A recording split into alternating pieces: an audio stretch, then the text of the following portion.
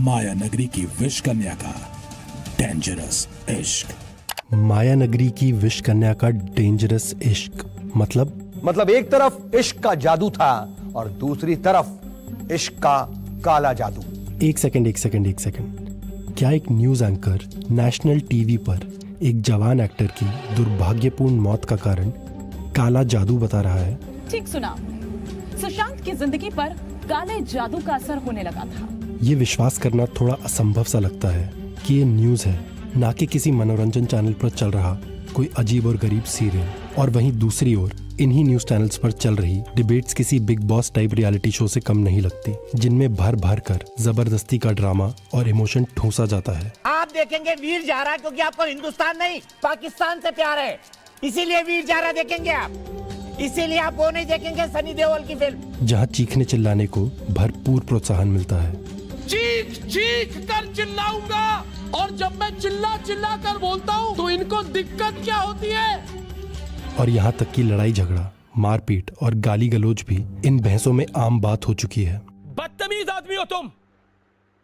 Audio खोलो, क्या कह रहा है ये? दलाल कहे वो जो क्या कहते हैं, अब एक शब्द मैं कहना नहीं चाहता, BNT वो भी कहे चलेगा। अगर हम अपने न्यूज चैनलों की तुलना एक किचन से करें तो ये एक ऐसी किचन होगी जिसमें सिर्फ मसालों से भरा तला भुना खाना ही होता है, और पौष्टिक आहार के नाम पर शायद कभी किसी कोने में एक केला पड़ा मिल जाता है। तो ऐसी किचन का खाना जरूर कुछ दिनों तक हमारी जीभ को ललचा सकता है, पर उसके बाद इसका दुष्प्रभाव हमारी सेहत पर दिखना निश्चित है। ठीक उसी तरह उटपटांग मनोरंजन से भरी ऐसी न्यूज हमारे मन को ललचा सकती है, पर कुछ वक्त बाद इसका हमारे लोकतंत्र के स्वास्थ्य और हमारे मानसिक विकास पर भारी नुकसान होना तय है।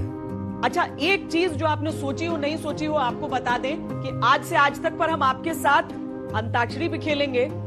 तो ऐसी न्यूज हर चैनल पर चलना कोई इत्तेफाक नहीं है, ये एक सोचे समझे बिजनेस प्लान के तहत किया जाता है। आइए इन्हीं न्यूज चैनलों के कुछ एडिटर्स और एंकर्स से सुनते हैं कि ये सारा खेल आखिर है क्या। जो टीवी चैनल्स के न्यूज़ रूम्स हैं, उन न्यूज़ रूम्स में जो कंटेंट सारा प्लान हो रहा है वो रेटिंग्स के आधार पर प्लान हो रहा है। कंटेंट जितना सस्ता होगा, जितना चीप होगा, उसकी टीआरपी उतनी ज़्यादा होगी। कंटेंट जितना साफ सुथरा होगा, उसकी टीआरपी उतनी कम होगी। इसीलिए आपको न्यूज़ चैनल्स पर बहुत कई बार घटिया कंटेंट देखने को मिलता है। टीवी चैनल्स की रेटिंग्स को टीआरपी यानी टेलीविजन रेटिंग पॉइंट्स कहते हैं, जो BARC broadcast audience research council नाम की एक संस्था कैलकुलेट करती है और हर हफ्ते अपनी वेबसाइट पर डालती है। सर, इस हफ्ते की टीआरपी आ गई है सर। टीआरपी कैलकुलेट करने के दो आधार हैं, एक कि ये चैनल कितने लोगों ने देखा और दूसरा कितने वक्त के लिए देखा। और इसी टीआरपी के आधार पर इन चैनल्स पर चलने वाले विज्ञापनों का हर सेकंड का रेट तय होता है। और अगर हमें ज़्यादा रेटिंग मिलेगी तो हमें ज़्यादा विज्ञापन मिलेंगे, तो हमें ज़्यादा पैसा मिलेगा। और ये टीआरपी कैलकुलेशन कोई परफेक्ट सिस्टम नहीं है। तो जिस तरीके से एग्जिट पोल एक अनुमान है, उसी तरीके से टीआरपी यानी कि रेटिंग सिस्टम भी एक अनुमान है। और इसी के आधार पर अक्सर सारे न्यूज चैनल्स खुद को नंबर 1 बुलाते रहते हैं। आज रिपब्लिक भारत नंबर 1 चैनल कैसे बन गया? अर्नब, हमने इतिहास रच दिया, ये हमारी बादशाहत सामने आई, तमाम चैनल्स को पछाड़ दिया।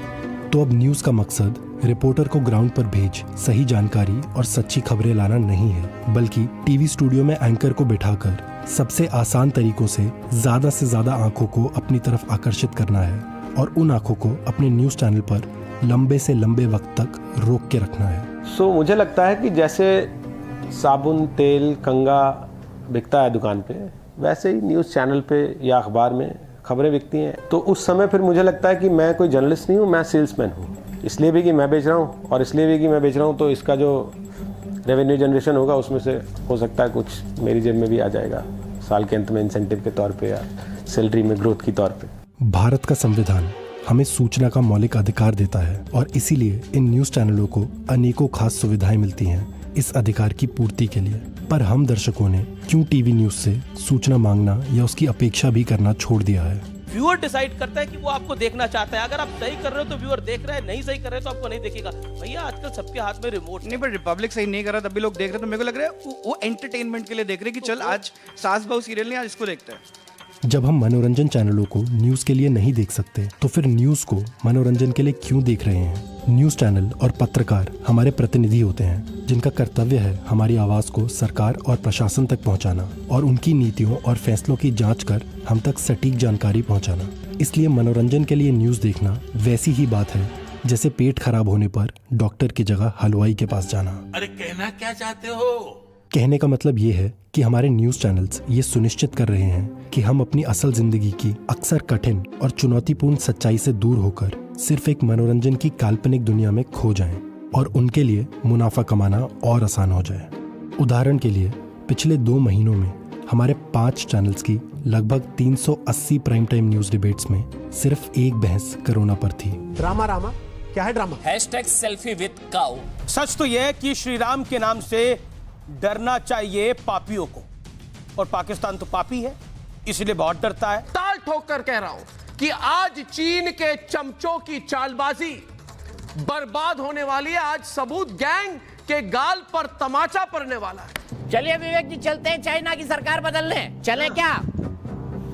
न्यूज़ चैनलों की ऐसी स्थिति के कारण अब हम आम लोगों पर किसी मुसीबत टूटने का मतलब ये है कि हमें अपनी आवाज़ उठाने का सारा बोझ खुद पर लेना पड़ेगा। ये आपने देखा, ये 2 दिन से बड़ी डेड बॉडी पड़ी हुई है। ये 2 दिन से ये इतना बुरा हाल है कि हम बता नहीं सकते। एक ये बॉडी है। अब ये देख लीजिए, ये पूछ लीजिए यहाँ से। यहाँ कोई डॉक्टर नहीं, कोई नर्स नहीं, कोई स्वीपर नहीं, बस इसी तरह पड़े हुए हैं। ये अंकल है, ये मेरे कुछ नहीं लगते हैं। इसके बाद भी अंकल के मैंने ऑक्सीजन चेंज करता हूँ, इनको ख्याल रखता हूँ, बोलता हूँ अंकल को चाहिए क्या नहीं चाहिए। लेकिन नहीं, अगर इनका ऑक्सीजन खत्म होता है तो ये चिल्लाते हैं, तो मुझे मजबूरी में इनका ऑक्सीजन ठीक करना पड़ता है। लेकिन आप नर्स से पूछोगे मैम चलो प्लीज़ जल्दी चलो, पापा का तबीयत ज़्यादा खराब हो रहा है, तो वो बोलते हैं मेरे पास किट नहीं, हम नहीं जा सकते हैं। क्या हम आम इंसान इन न्यूज़ चैनलों के लिए सिर्फ टीआरपी का एक आंकड़ा बनकर रह गए हैं? अगर इनके बिजनेस मॉडल के लिए हम दर्शक इतने महत्वपूर्ण हैं तो क्या हम दर्शकों की जिंदगी से जुड़े जरूरी सवाल इनके लिए बिल्कुल अहम नहीं होने चाहिए? मीडिया तो वही दिखाते हैं जो व्यूअर्स देखना चाहते हैं। खुद आसान मुनाफा कमाने के लिए हमको कचरा मनोरंजन बेचकर ये न्यूज़ चैनल इसकी जिम्मेदारी भी हम दर्शकों के सर ही डाल देते हैं। तो ये वैसी बात है जैसे एक केमिस्ट या दवाई का दुकानदार लो क्वालिटी दवाइयाँ बेच कर पैसा कमाता रहता है और शिकायत आने पर यह कहता है कि लोगों को कम क्वालिटी वाली दवाइयाँ ही ज़्यादा पसंद हैं। अभी तो मनोहर कहानियाँ बिक रही है तो मनोहर कहानियाँ बेच रहे हैं। जिस दिन लगने लगेगा कि भाई मनोहर कहानियाँ से लोगों का मन उब गया, अब लोगों को प्रतियोगिता दर्पण चाहिए, तो उस दिन प्रतियोगिता दर्पण लाएंगे है ना, उस दिन कंपटीशन सक्सेस रिव्यू लाएंगे। अभी तो चल रहा है जो चल रहा है। तो हम दर्शकों की भी ये जिम्मेदारी बनती है कि हम ऐसे न्यूज़ चैनलों की लगातार आलोचना करते रहें और इनसे सवाल पूछते रहें कि ये हमारे हित के सवाल कब उठाएंगे। और तब तक टीवी और इंटरनेट पर ऐसे चैनल ढूंढें जो अच्छी रिपोर्टिंग करते हैं और हमें तथ्यात्मक जानकारी देते हैं। और जब भी न्यूज़ देखें तो सही जानकारी के लिए देखें, ना कि सस्ते मनोरंजन के लिए। मैं कहता हूँ कि सर्जिकल स्ट्राइक हम लोगों को करनी पड़ेगी व्यूअर्स को टेलीविजन रिमोट से। टीवी की औकात केवल उतनी है जितना आपका रिमोट है, और 1 सेकंड के 1000 में हिस्से में आप उसको जमीन पे ला सकते हो। क्या करना आपको? बटन ही तो दबाना है।